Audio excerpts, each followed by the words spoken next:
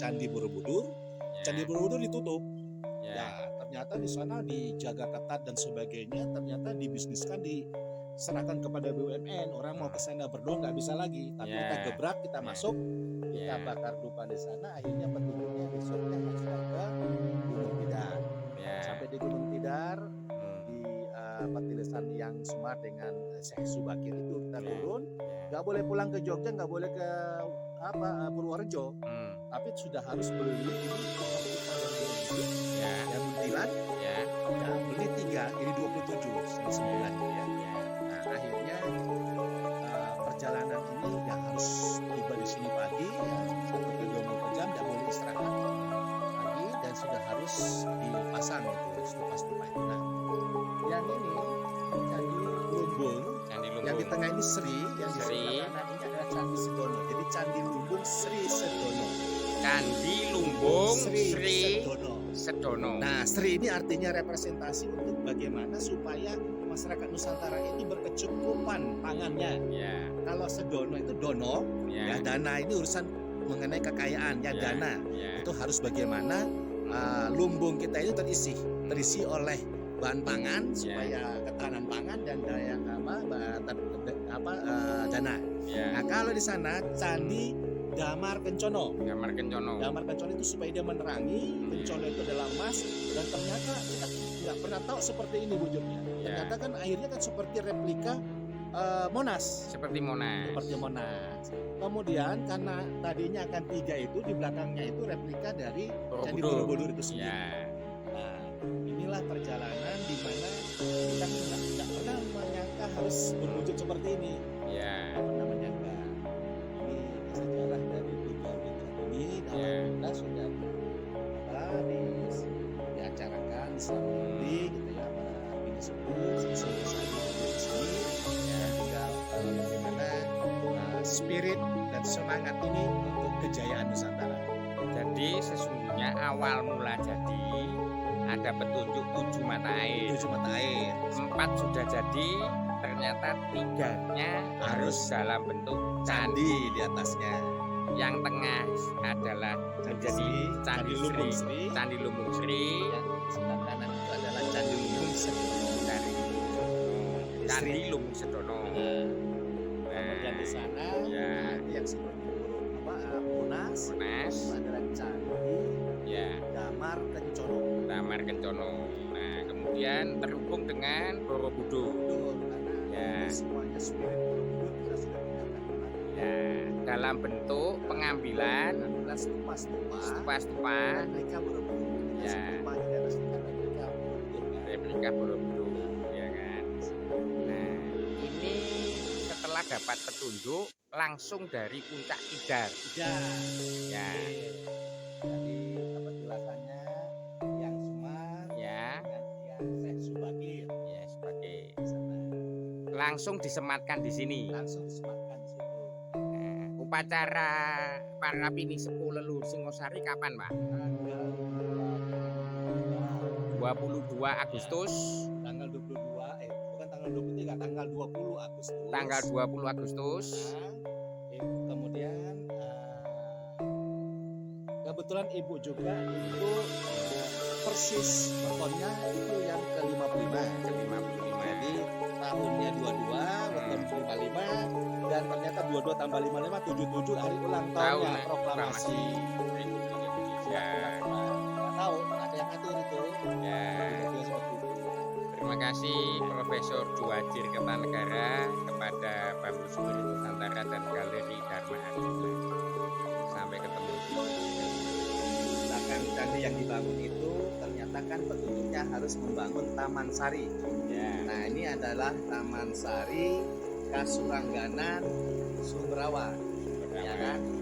Untuk mengembalikan nilai adat tradisi budaya ya, Singosari khususnya, bahwa dulu ya yang Ratu Kendedes itu punya Taman Sari juga tapi di Watu Gede. Nah, oleh karena itu di sini kita coba menghargai ya nilai-nilai adat tradisi budaya Nusantara yang ada di Singosari itu dengan menghadirkan Taman Sari Kasurangganan ini ya.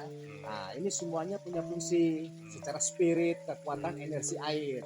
Nah, itu yang pertama, ya, itu di yang pertama sana naga pertama Ya. itu untuk bagaimana memohon ya kesehatan. Kesehatan. Nah, Ya. jadi kalau misalnya ada yang secara fisik, secara psikologis itu merasa tidak seimbang, Ya. bisa mandi di situ Ya. dengan kekuatan energi air memohon kepada Yang Maha Kuasa kiranya Ya. bisa dikembalikan, dipulihkan kesehatannya. Ya.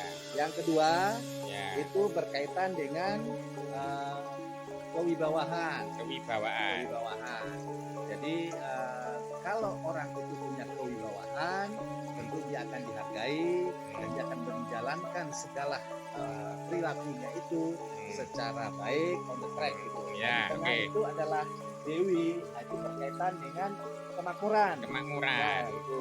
Jadi nanti mungkin yang ingin mencoba untuk bagaimana mendapatkan energi kemakmuran bisa berdoa, ya bermohon kepada Tuhan Yang Maha Kuasa Ya. dengan disaksikan oleh spirit Sang Dewi, ya. Kemudian dengan kekuatan energi air bisa meminta ya permohonan kepada Tuhan Yang Maha Kuasa. Ya. Kemudian ini Yang adalah ketiga, keempat. ini itu berkaitan dengan itu pamor. Pamor. Ya, pamor ya. Nah, jadi pamor itu kan kita lihat bagaimana dulu yang Prabu Yakin Arok itu mempunyai pamor yang luar biasa. Ya. Dan mudah-mudahan spirit pamor itu bisa diturunkan misalnya oleh Tuhan Yang Maha Kuasa. Ya. Kemudian yang terakhir ini berkaitan dengan jabatan. Jabatan. Ya, ini jabatan mana mungkin saudara-saudara kita yang ingin punya niat untuk menjabat satu tanggung jawab tertentu bisa bermohon yang minta kepada Tuhan Yang Maha Kuasa, mudah-mudahan dalam rangka menjalankan dan memangku jabatan itu bisa lebih amanah ya, untuk tanggung jawabnya kepada rakyat. Inilah kemudian di dalam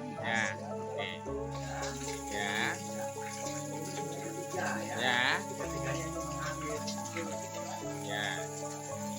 ini yang tanahnya belum masih terlepas tiga-tiganya itu bagaimana supaya Bugar ya. bugar, kemudian Sehat, kekuatan, kanuragan ya. jiwanya kuat Ya.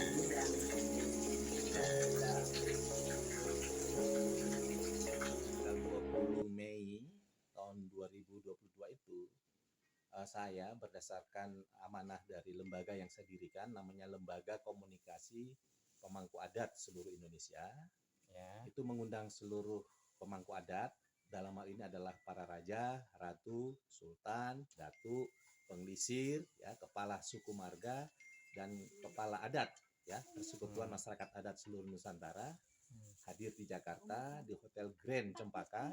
Kita sudah memaklumatkan. Kemudian maklumat itu kita sudah sampaikan kepada Presiden melalui kantor staf Presiden, sudah diterima. Prinsipnya adalah kita ingin agar aset-aset ekonomi komunal berupa tanah-tanah adat, tanah-tanah ulayat, tanah-tanah suku marga itu menjadi potensi untuk kembali ya menjadi sumber pendapatan masyarakat adat. Nah, ternyata pemerintah juga sudah mengundangkan peraturan pemerintah nomor 18 tahun 2021. Dalam pasal 98-nya itu mengatur secara tegas bahwa tanah-tanah bekas swapraja atau tanah-tanah ulayat, tanah suku marga itu dapat dikembalikan kepada pemilik awalnya sepanjang dikelola.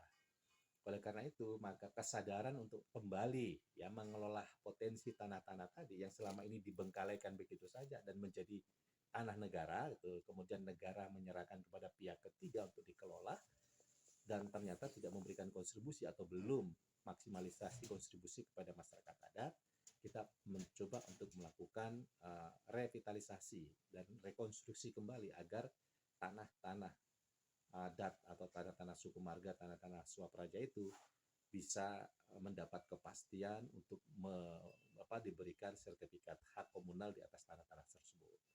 Nah, dengan demikian maka perjuangan masyarakat adat Nusantara ini harus menginduk pada kerajaan, kesultanan, keratuan, kedatuan, ya, penglisir dan seterusnya tadi itu. Nah, inilah perjuangan kita supaya supaya tanah-tanah yang selama ini bero gitu ya, yang nggak ditanam dan sebagainya, itu kembali kita tanami dalam rangka agar ketahanan pangan Nusantara itu bisa tercapai, yang dengan demikian juga akan menghasilkan ketahanan nasional. Nah, ada 4 peraturan presiden yang kita dorong untuk diupayakan agar Presiden Jokowi itu bisa merespon. Ya, 4 peraturan presiden yang kita coba ajukan ke sana, dan itu juga konsep itu sudah diterima oleh kantor kantor staf presiden. Itu yang pertama adalah peraturan presiden tentang revitalisasi keraton-keraton Nusantara sebagai pusat pengembangan dan penguatan kebudayaan Nusantara. Itu harus dibuat peraturan presidennya supaya ada kepastian. Yang kedua, peraturan presiden tentang penetapan tanah-tanah ulayat, tanah suku marga, tanah swapraja sebagai aset ekonomi komunal masyarakat adat Nusantara. Yang ketiga adalah peraturan presiden, ya draft peraturan presiden yang kami ajukan adalah peraturan presiden tentang fasilitasi dan kemudahan dalam rangka sertifikasi tanah-tanah adat dan tanah-tanah suku marga tadi untuk menjadi hak komunal masyarakat adat Nusantara.